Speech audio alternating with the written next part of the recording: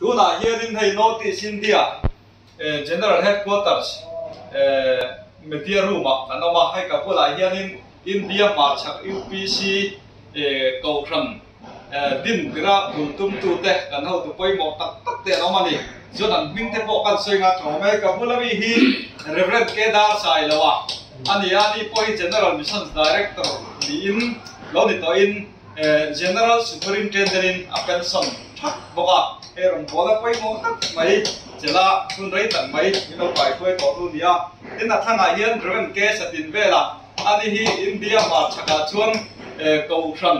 din tu te singa atel te po tira adiko hiale kan general superintendent masaber khai ni ma general superintendent masaber lo ni in ani po general superintendent in pension general mission director na hun rai tak min te san po a tiwan athanga hian reverend bill dika sai lo ani hi gum som chuang ton mai kai zoya ai kapu ngoi ani ni mi dang poi kapu thui te kan dia chuan ani po general missions director hun rai takat chelwa ga notice India general superintendent of pension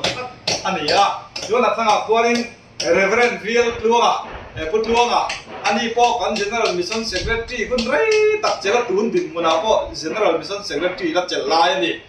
kan poi mo tak tak te voi ni ya ai tha kan la puya interview te kan naya kan zo thokata chuan atlang pui te kan zo ra an hun chung hian general mission hian ma kan so ma feel tam tak kan hom ba pia kin le quarter te mun dorang te tam tak an le ni chuan in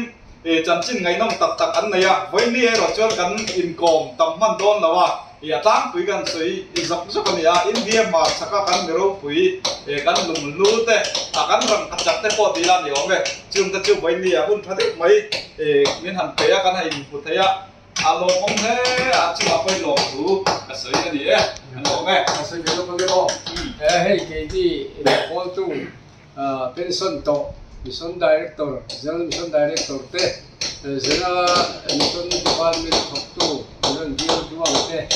tin kan dai ba serial man te ten khala ui te min han ne ya nan choi mo hi akal lo tak bi me bani tu ma hi to lo tu te kan ni ya he ti ga mi han kan la ga kan chan sin te mi han zo te hi alom em ma lal pan ka ti so ja se